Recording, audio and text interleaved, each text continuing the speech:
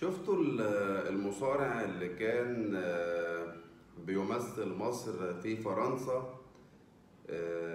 واتقفش وهو بيتحرش بواحدة الساعة 4 الفجر تحت تأثير طبعا الخمرة اللي شربها، وتحت تأثير ان هو سكران.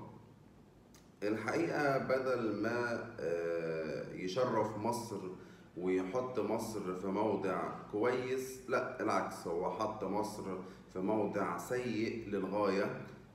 تحرش وخمرة وسكر، حاجة فظيعة. طبعا هو اتقبض عليه في فرنسا.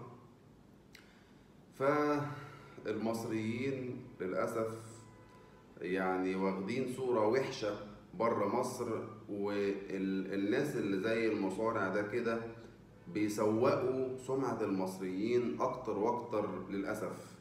يعني ربنا يعافينا. أتمنى إن كل المصريين يشرفوا مصر بره مصر، سواء بقى لعيب الكورة، سواء مصارعين، أيا كان أيا كان. طالما أنت مصري حاول تشرف بلدك بره مصر، سبيشالي لو أنت شخص مش عادي. أنت المفروض إن أنت مش مواطن عادي، أنت المفروض إن أنت رايح بتلعب باسم بلدك. فما تعملش التصرفات دي خالص، فحاجة وحشة جدا جدا جدا.